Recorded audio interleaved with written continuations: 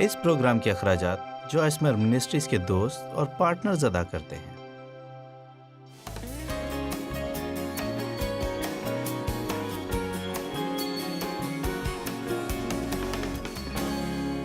میں واقعی چاہتی ہوں کہ لوگ بائبل کا مطالعہ کریں، صرف پڑھیں نہیں بلکہ مطالعہ کریں، اور افسیوں کے پہلے 3 ابواب خدا کی مکمل محبت کے بارے میں، خدا کے فضل کے بارے میں، اس کے رحم اور اس کی معافی، مسیح میں ہماری میراث اور مسیح میں ہم کیا ہیں، اور اس بارے میں ہے خدا کے ساتھ چلنے میں۔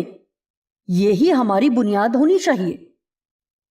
اس سے پہلے کہ ہم لوگوں کو یہ تعلیم دینا شروع کریں کہ اچھا رویہ رکھیں، ہمیں انہیں سکھانا چاہیے کہ وہ مسیح میں کیا ہیں، اور اس لیے میں اپنی تعلیم کے دوران اس میں توازن رکھنا چاہتی ہوں۔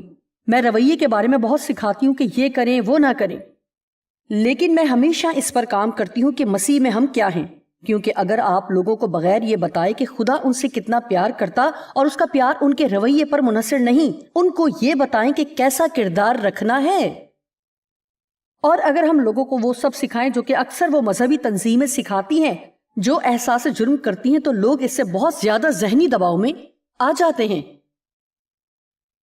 اگر ہم لوگوں کو درست چیزیں سکھائیں تو پھر خدا کے ساتھ رشتے میں انہیں ترقی اور بڑی کامیابی کا سامنا ہوگا۔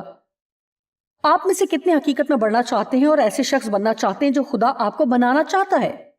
اچھا، تو آج آپ ایک درست جگہ پر ہیں۔ آج صبح میں بہت حیران ہوئی جب میں نے افسیوں کے صرف 4 باب میں ہی پولس کو 16 مختلف رویوں کو بیان کرتے ہوئے سنا۔ 16۔ ہم سب یہ 16 رویے اپنا سکتے ہیں، لیکن ہم صرف 12 بھی اپنی زندگی میں اپنا سکتے ہیں۔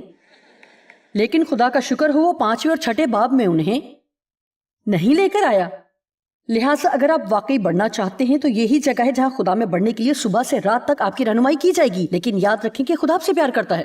میں یہ بتانا جاری رکھوں گی تاکہ ہر کوئی اسے آسانی سے قبول کرے۔ یوحنا 14:15، بہت ہی سادہ چھوٹا سا حوالہ، لیکن نہایت قدرت سے بھرا ہے۔ اگر تم واقعی مجھ سے محبت رکھتے ہو تو میرے حکموں پر چلو گے۔ مجھے یہ بہت پسند ہے۔ اگر تم مجھ سے محبت رکھتے ہو، یسوع نے کہا، یہ یسوع کہہ رہا ہے، اگر تم مجھ سے محبت رکھتے ہو تو میرے حکموں پر عمل کرو گے۔ اور یہ کہنا بالکل مناسب ہے کہ جس بھی درجے پر آپ خدا کی تابعداری کر رہے ہیں، اسی درجے پر آپ اس سے محبت رکھتے ہیں۔ اس کے لیے میرا ایمان ہے کہ ہماری محبت بڑھ سکتی ہے، اور یہ بڑھتی ہے۔ ہم اپنی زندگی میں تابعداری کے نئے درجے دیکھیں گے۔ آپ میں سے کتنے ہیں جنہوں نے کبھی یہ محسوس کیا کہ بہت دفعہ اگر آپ خدا کی تابعداری کریں گے تو ایسا کرنے کے قابل ہونے کے لیے اپنے حصے کے طور پر آپ کو کسی طرح کی قربانی دینی ہوگی؟ لیکن دوبارہ کہوں گی کہ خدا آپ سے کچھ بھی واپس لینے کی کوشش نہیں کرتا۔ کچھ پانے کے لیے آپ کو کچھ کھونا تو ضرور پڑے گا۔ جو آپ کے پاس ہے اسے اپنے پاس رکھتے ہوئے آپ وہ نہیں پا سکتے جو آپ چاہتے ہیں۔ میں دوبارہ یہ کہوں گی، جو کچھ آپ کے پاس ہے وہ رکھتے ہوئے آپ وہ حاصل نہیں کر سکتے جو چاہتے ہیں۔ آپ تالیاں بجا سکتے ہیں، ٹھیک ہے، میرا خیال تھا کہ یہ بات تالیاں بجانے کے قابل ہوگی۔ اب یہ حوالہ یہ نہیں کہتا کہ اگر تم میری تابعداری کرو گے تو میں تم سے محبت رکھوں گا۔ ایسا نہیں لکھا ہوا۔ کیا لکھا ہوا ہے کہ اگر تم مجھ سے محبت رکھتے ہو تو میرے حکموں پر چلو گے۔ ہمیں باب نمبر 1، 2 اور 3 کی طرف جانا پڑے گا۔ خدا ہم سے پیار کرتا ہے۔ جب ہم گناہ میں ہی تھے تو اس نے ہمیں چنا، اور ہم خدا سے بہت زیادہ دور تھے کہ یہ حالت واقعی قابل ترس تھی۔ وہ آیا اور ہماری بکھری زندگی میں داخل ہوا اور اس نے اپنے ساتھ رشتے میں قائم کیا۔ ہم اس کے حقدار نہیں تھے، ہم اس کے حقدار ہو ہی نہیں سکتے تھے۔ خدا بھلا ہے، اور اس حقیقت کے لیے کہ وہ بھلا ہے ہمیں بھی اس قابل ہونا چاہیے کہ اس کے لیے اچھے ہوں۔ آمین۔ خدا کی بھلائی سے میرے اندر یہ قابلیت ہونی چاہیے کہ اس کے لیے بھلائی کروں۔ اب یہ اتنا اہم کیوں ہے؟ افسیوں 4 باب پہلی آیت میں پولس نے کہا، پس میں جو خداوند میں قیدی ہوں، اور ہم نے پہلے ہی سے نوٹ کیا ہے کہ وہ بار بار کہتا ہی رہتا ہے، پس میں جو خداوند میں قیدی ہوں۔ اور میرے خیال میں اگر وہ اتنی دفعہ کہہ رہا ہے تو ہمیں غور کرنا چاہیے کہ آج ہم جو یہ پیغام سن رہے ہیں تو ہم تک یہ پیغام پہنچانے کی خاطر پولس دکھ سہنے کے لیے تیار تھا۔ جب بھی آپ کچھ اچھا کرنا چاہتے ہیں، غور سے سنیں، جب بھی آپ کسی کے لیے کچھ اچھا کرنا چاہتے ہیں تو اس کے لیے تھوڑی بہت قیمت ادا کرنی پڑے گی۔ آپ کیا سوچتے ہیں کہ یہ سب کرنے کے لیے مجھے کوئی قیمت نہیں دینا پڑی ہوگی؟ یقیناً دینا پڑتی ہے. یہ میری زندگی ہے اور میں یہ سب کرتی ہوں، لیکن جانتے ہیں کہ خدا مجھے کیا کچھ واپس دیتا ہے. مجھے اطمینان ملتا ہے، مجھے خوشی ملتی ہے، میں آسودگی محسوس کرتی ہوں. جانتے ہیں کہ میں آج مر بھی جاؤں تو میں کہہ سکتی ہوں کہ میرا سفر زبردست تھا، میری زندگی بہت شاندار تھی. میں ابھی یہاں کھڑے ہو کر کہہ سکتی ہوں کہ میں بالکل پیچھے نہیں ہٹوں گی اور افسردہ نہیں ہوں گی. میرا مطلب ہے کہ میں نے کچھ ایسے فیصلے کیے کہ کاش میں نے وہ نہ کیے ہوتے، لیکن مجھے ایسا لگتا ہے کہ میں وہ کر رہی ہوں جو خدا چاہتا ہے، لیکن یہ کرنے کے لیے قربانی دینی ہوتی ہے. اور مجھے یاد ہے کہ جتنے سال میں وہ کرتی رہی جو خدا نہیں چاہتا تھا تو میں بہت ناخوش تھی اور دوسروں پر الزام لگاتی، جیب پر الزام لگاتی، حالات کو قصوروار ٹھہراتی اور الزام ہی. اور اس کی وجہ دوسرے نہ تھے بلکہ میں خود تھی. اور جب تک ہم اپنی موجودہ حالت کی ذمہ داری نہ لیں جہاں ہم ہیں اور جہاں آپ ہیں، ہو سکتا ہے کہ اس میں آپ کی غلطی نہیں، لیکن اگر آپ ادھر ہی رہیں تو یہ آپ کی غلطی ہے. آمین.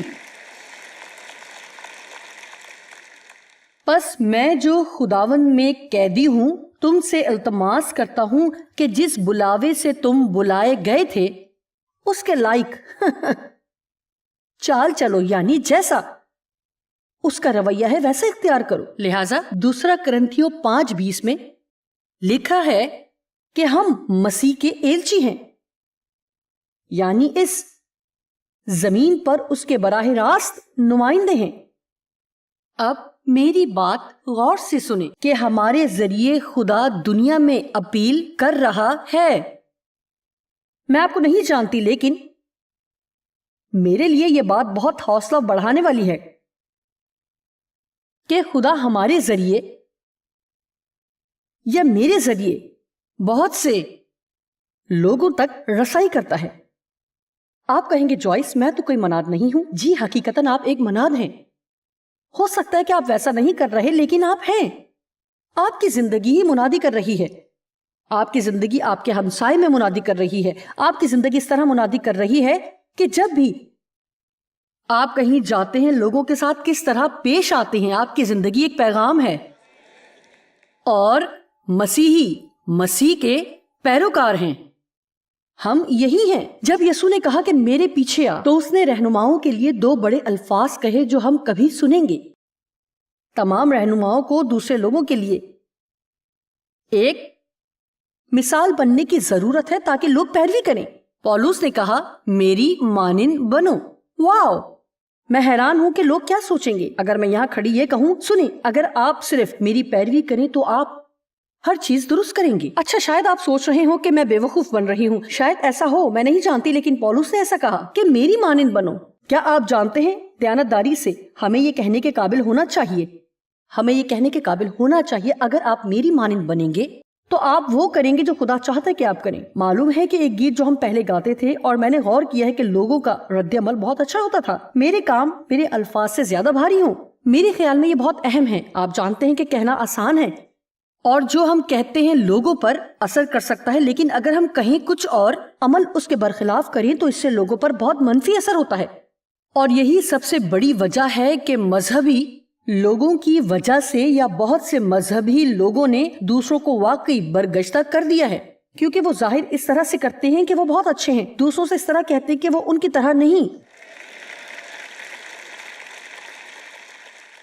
اور اس حقیقت کی وجہ سے جو کچھ وہ کرتے ہیں اس سے ایسا پیغام دیتے ہیں جو مسیح کے کردار کو ظاہر نہیں کرتا. لہٰذا یہ بہت اہم ہے. میرے خیال سے بہت سی ایسی چیزیں ہیں جو اہم ہیں جن کے بارے میں ہم یہ نہیں سوچتے ہیں کہ وہ اہم ہیں. میرے خیال میں یہ اہم ہے کہ ہم اپنا خیال رکھیں اور جس قدر بہترین کر سکتے ہیں کریں.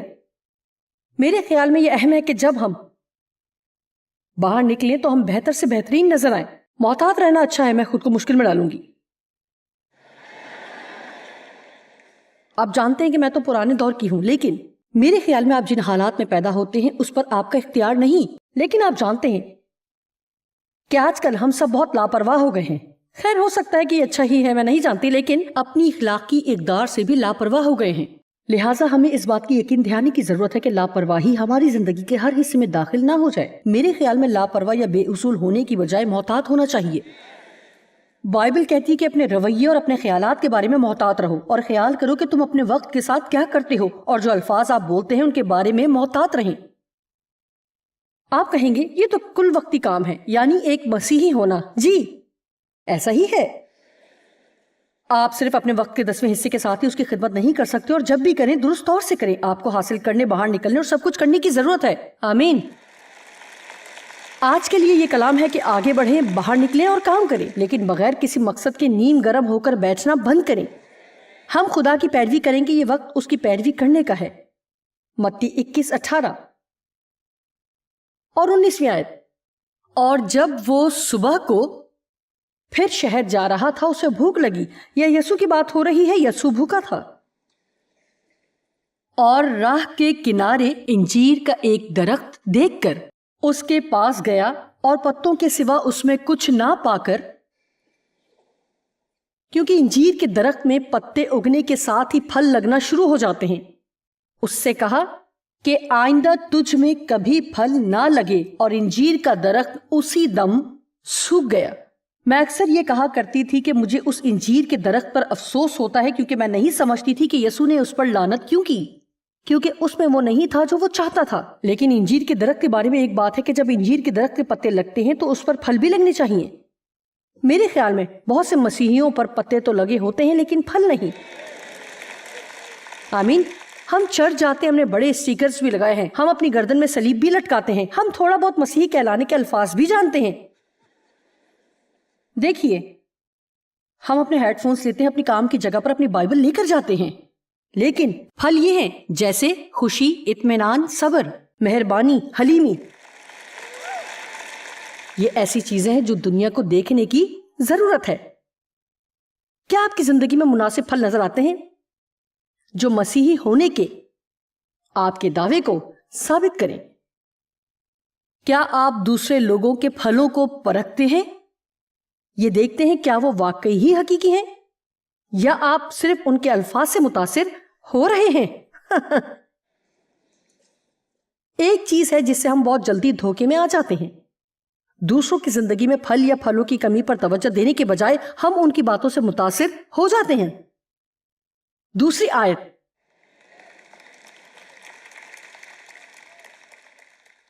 ان رویوں پر بات کرتی ہے جو کہ مسیحی بننے کے لیے مناسب ہیں۔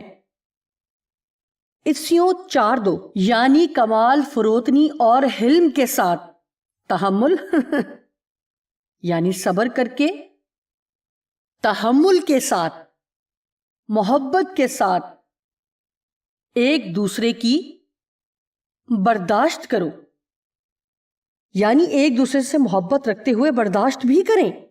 دیانتداری کی بات ہے کہ ہم اپنی تمام زندگی اس طرح مصروف رہ سکتے ہیں، اور ہم ابھی دوسری آیت میں ہیں۔ اب میں جلد ہی یہاں سے آگے بڑھوں گی اور بتاؤں گی کہ ان میں سے کون سی میری زندگی میں کمزوریاں پائی جاتی ہیں۔ ایک طویل عرصے تک میں بہت زیادہ خود غرض رہی، خود غرض مسیحی، خود غرض مناد۔ میرے بارے میں کیا خیال ہے؟ اور پھر آخر کار خداوند نے مجھ سے کہا، خود غرض ہوتے ہوئے تم خوش نہیں ہو سکتی۔ کیا آپ کو بتاؤں کہ آپ خود غرض ہوتے ہوئے خوش نہیں ہو سکتے؟ اگر آپ کی زندگی صرف آپ ہی کے گرد گھومتی ہے تو آپ خوش نہیں ہوں گے۔ ان 10 لوگوں کا شکریہ جنہوں نے یہ پسند کیا۔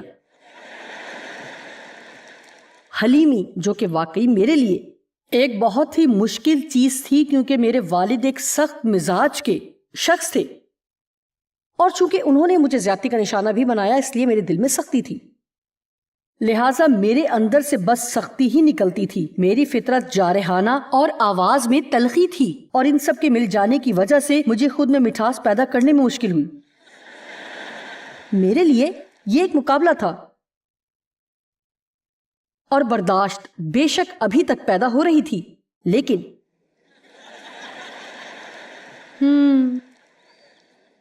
خدا کا شکر ہے کہ جیسی پہلے تھی ویسی نہیں ہوں۔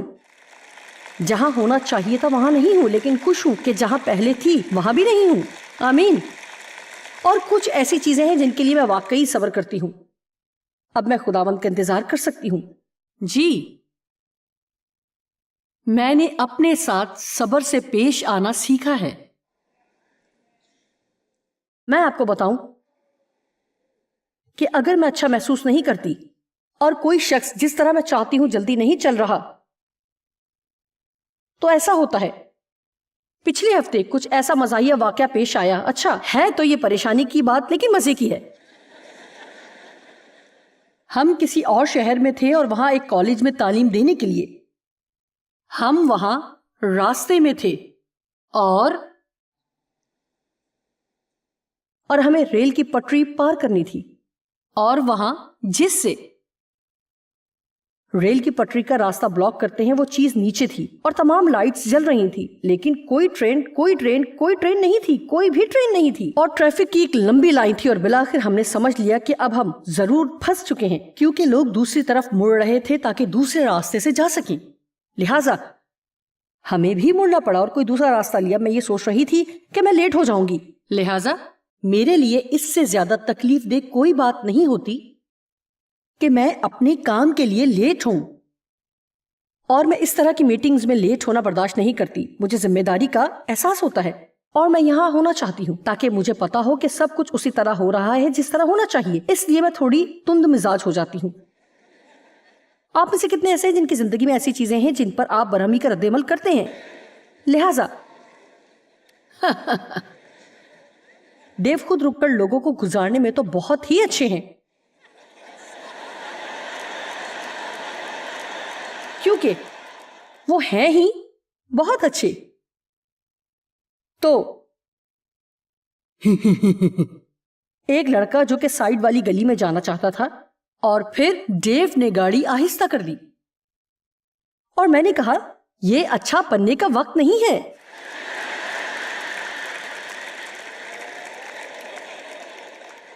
اور وہ مجھے تبھی سے اس پر ہی تنگ کرتے ہیں. زبردست ہے، تم منادی کرنے کے لیے راستے میں ہو اور یہ اچھا بننے کا وقت نہیں. میں صرف یہ کہہ رہا ہوں کہ مجھے معلوم ہے جانے کے اور بھی بہت سے راستے ہیں. میں آپ کے ساتھ ہوں، میں پورے طور پر سمجھ گئی.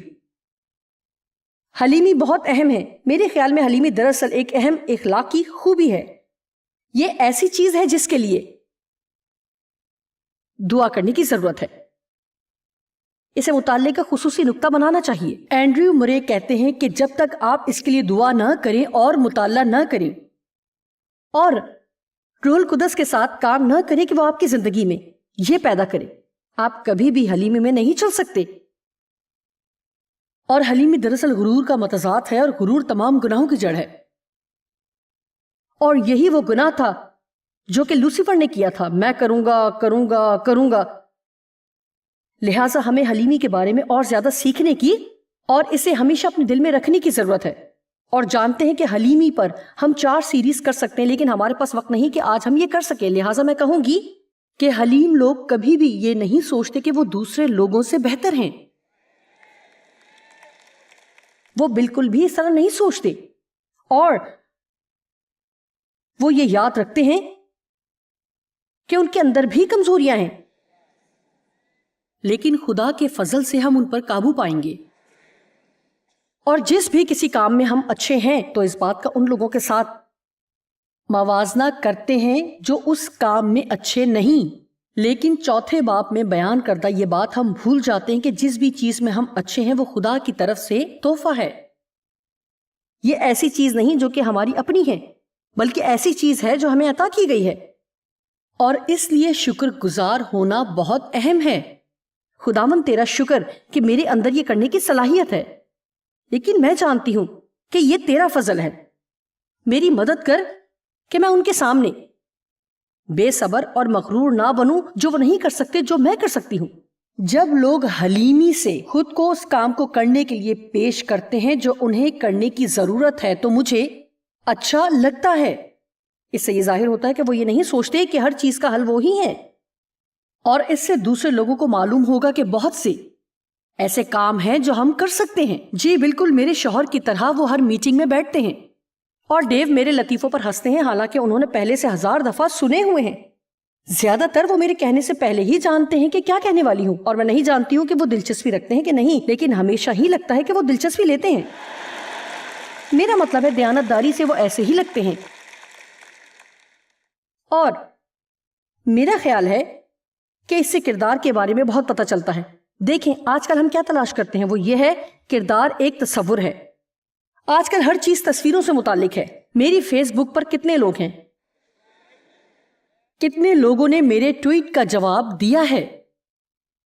جیسے کہ پیرسکوپ اور اسنیپ چیٹ، اور میرا مطلب ہے اسی طرح سب ہی چلتا رہتا ہے. اور جانتے ہیں کہ ہم سیلفیز میں ہی گم ہو جاتے ہیں. میں نہیں کر سکتی، نہیں کر سکتی، نہیں کر سکتی، میرے لیے بہت مشکل ہے، میں اس طرح کھڑے ہو کر پورا دن تصویریں نہیں لے سکتی، میرے لیے یہ بے فائدہ ہے، یہ بالکل فضول ہے. اس کے باوجود میں نے چند ایک بار کوشش بھی کی، لیکن مجھ سے نہیں ہو سکا. میں ایسی ہی ہوں. آمین.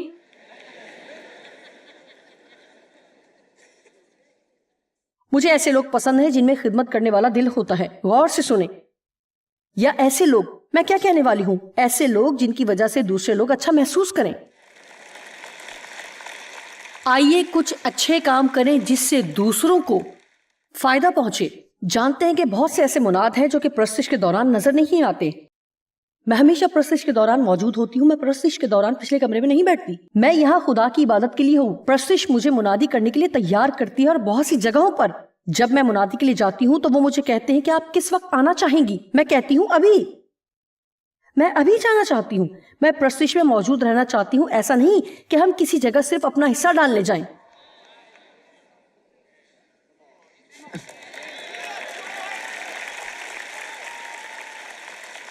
یہاں صرف اس پلیٹ فارم پر میں ایک اسٹار بننے کے لیے نہیں ہوں.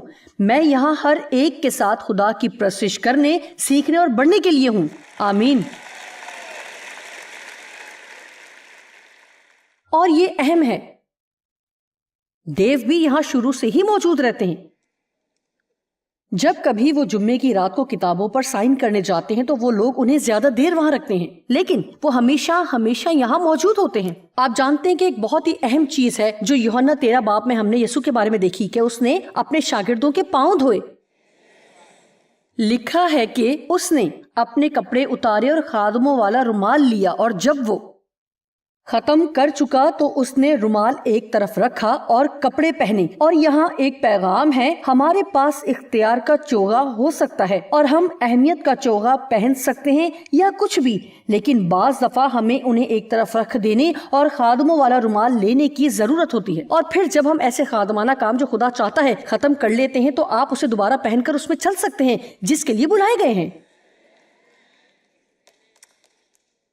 شکریہ. کچھ لوگوں نے یہ پسند کیا. ٹھیک. تحمل. ہم دوسری آیت پر ہیں. میں بہت مشکل میں ہوں. خدا کے وقت کے ساتھ صبر کا مظاہرہ کرنا ہماری زندگی میں بہت اہم ہے. بائبل کہتی ہے بردبار متکبر مزاج سے اچھا ہے. اور سنیں یعقوب 1:4. ہم نے یہ بھی اور وہ بھی سنا ہوا ہے، لیکن یہ بہت لمبی بات ہے.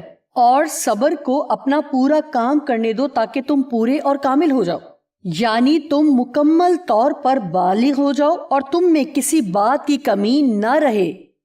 یہ آیت یہ کہتی ہے کہ اگر ایک شخص پوری طرح صبر کر لے اور صابر ہو جائے تو وہ ایک ایسا بالغ شخص ہوگا جس میں کوئی کمی نہ ہو. اس کا مطلب جانتے ہیں کہ اگر میں مکمل طور پر تحمل کرتی ہوں تو میری زندگی میں کچھ بھی ہو جائے میں خوش ہوں گی. یہ اچھا ہے.